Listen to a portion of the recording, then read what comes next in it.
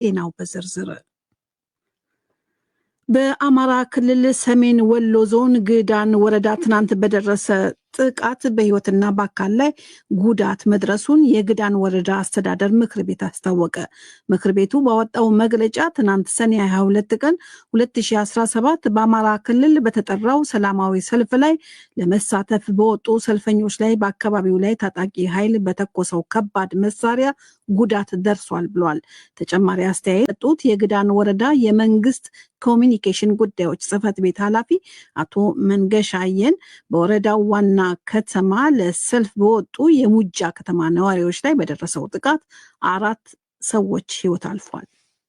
ግዳን ወረዳ ዋና ከተማው ሙጃ ከተማ ላይ ሰልፍ እየተካሄደ ባለበት ወቅት ከሰልፉ ከ2 ኪሎ ሜትር ርቀት ላይ ሞርተር መሳሪያ ተተኮሰ። የመጀመሪያው መሳሪያ ልዩ ቦታው ድኋላ አቦ የሚባል አካባቢ የአርሶ አደር ቤት ውስጥ በመግባት አንድ ወንድ ልጅና አንዲት ሴት ልጅ ወዲያውኑ ህይወታቸው ሲያልፍ የቤቱ አስተዳዳሪ የሆነው አባወራ ደግሞ የመቁሰል አደጋ ገጥሞታል ማለት ነው። ድጋሜ በተወረወረ ሞርተር አንድ የግለሰብ ቤት ላይ አረፈ።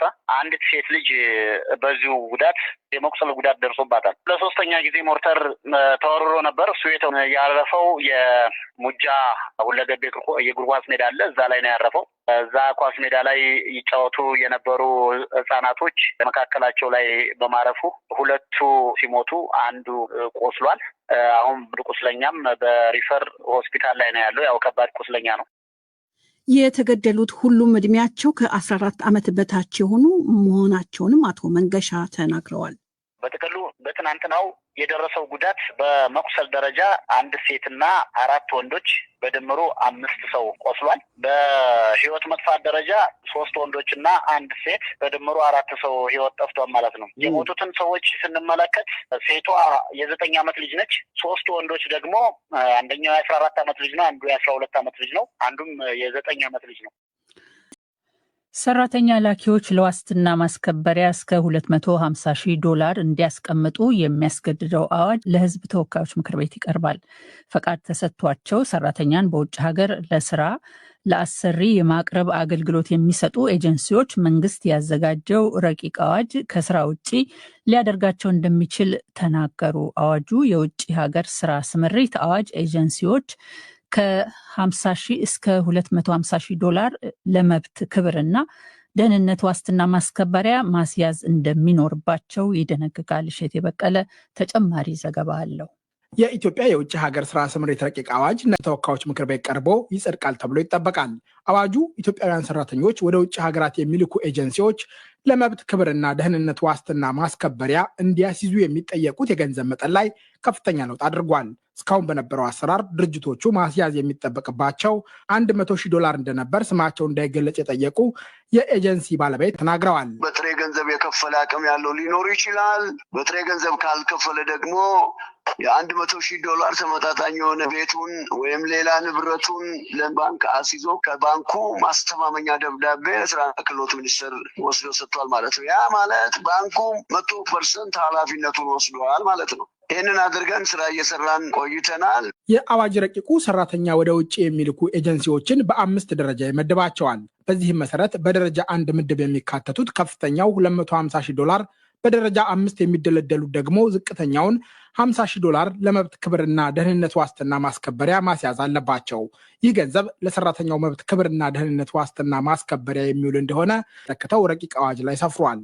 ይህ የሚሆነው ግን ኤጀንሲው ሰራተኛን ወደ ሀገር የመመለስ ግዴታውን ካልተወጣ ይሆናል። ይህንን የሚያክል ገንዘብ አምጥተን ዋስትና ለማስያዝ በጣም አቅማችንን የሚፈታተን አብዛኛዎቻችንን ኤጀንሲዎች ከስራ ውጭ ሊያደርግ የሚችል ስለሆነ የዚህ ገንዘብ መጠን ተጋኗልና የሚመለከተው አካል የኢትዮጵያ የሕዝብ ተወካዮች ምክር ቤት ጉዳዩን አይቶ አጢኖ ተገቢውን የማስተካከያ ስራ ይስራልን እንጂ ቅሬታችን፣ ጥያቄያችን በፍጹም ረቂቅ አዋጁ ተሻሽሎ የሕዝቦችን ደህንነት ክብርና ጥቅም የሚያስከብር አይሁን እያልን አይደለም። ኤጀንሲዎቹ በ5 ደረጃዎች ሲከፋፈሉ ወደ ውጭ የሚልኳቸው ሰራተኞች ቁጥር የተለያየ ይሆናል። ከዚህ በተጨማሪ ኤጀንሲዎቹ በብር መዳከም ምክንያት ለዋስትና ባስያዙት ገንዘብ ላይ የሚከሰተውን ለውጥ እያሟሉ መሄድ እንደሚጠበቅባቸው ሌላ ስማቸው እንዳይጠቀስ የጠየቁ የኤጀንሲ ባለቤት ተናግረዋል። $250,000 በጣም ትንሽ ነበር።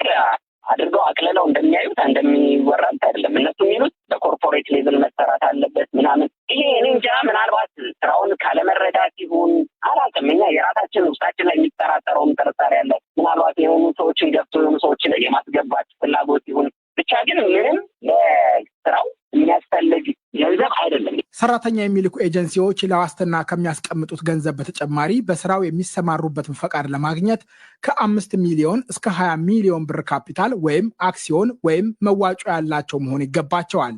ይህ የሚሆነው ፈቃድ የጠየቀው አመልካች ኢትዮጵያዊ ዜግነት ያለው ሲሆን ነው። እስካሁን ስንሰራ የነበረው በ1 ሚሊዮን ብር ካፒታል ነው እና በአጭሩ ስናገር እዚህ ሴክተር ላይ በአሁኑ ሰዓት 1400 ገደማ ኤጀንሲዎች አሉ። ከነዚህ 1400 ኤጀንሲዎች ውስጥ ግማሹ ማደግ ይችላል ተብሎ አይጠበቅም። ዶይቼ ቬለ በጉዳዩ ላይ ተጨማሪ ማብራሪያ ከስራና ክህሎት ሚኒስቴር ለመጠየቅ ያደረገው ጥረት አልተሳካም።